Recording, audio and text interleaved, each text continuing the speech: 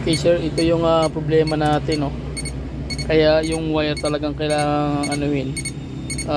Hinanap ko na kasi yung mga sunog, yung nasunog yung part ng ground. So dapat niyan ito ground to.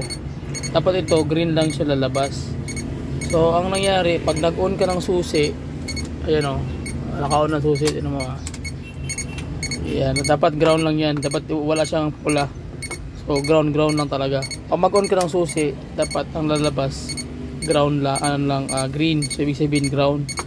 Ngayon ang nangyari dito, lumalabas yung pula, ayan, pero meron siyang ground na lumalabas yung positive side na pula.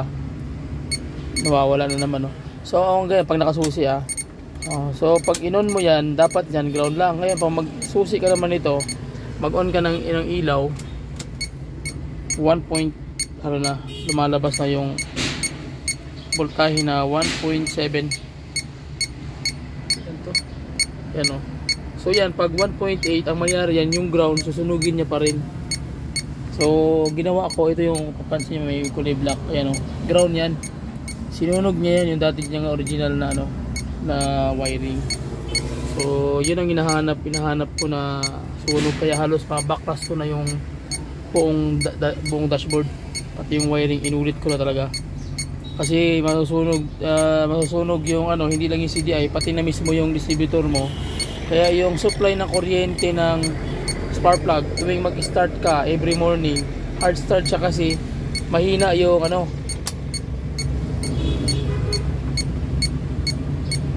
mahina yung supply ng tawag niyan. Ingay. Mahina yung supply ng kuryente papunta sa spark plug, kaya once na yung umaga pag start mo, siya, tawag yan yung hard start siya, dahil yung supply ng kuryente mahina yung supply niya.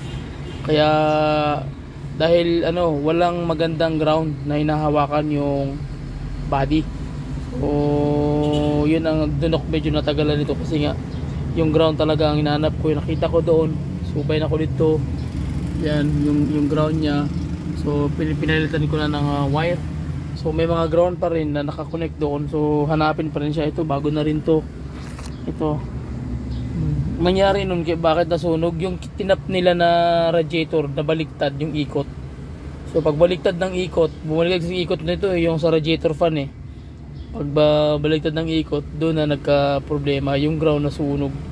Lahat ng kinakabitan ng ground nasunog. Kaya yun, nasira itong tachometer, hindi ito nasira. Yung floater, yung gauge, yung sa fuel gauge nasira din dahil doon sa ground na pumasok doon. Sa imbis nga dapat ground lang, nalagyan siya ng positive, kaya susunugin niya talaga yung electrical system mo.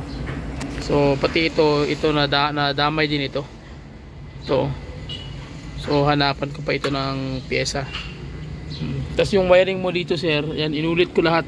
Yung wiring dito na tinap nila, ayan, inayos ko na, na-arrange ko na ng maayos para hindi na siya maging cause ng shortage. Kumbaga nakabukod siya, hindi siya naka-attach doon sa pangkalahatan.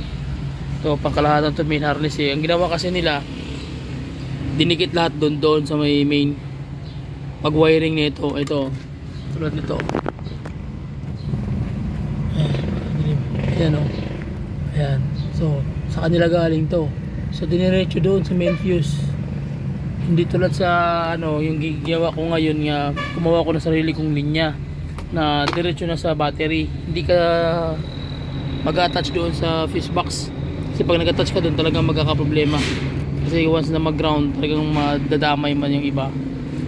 So yun ang ito rin, dinirect din ito doon sa fuse. Doon din yan, ayan yung kulay Ito yun din Ito rin, ito na, nalipat ko na to direct din ito sa fuse, dinirect na to doon.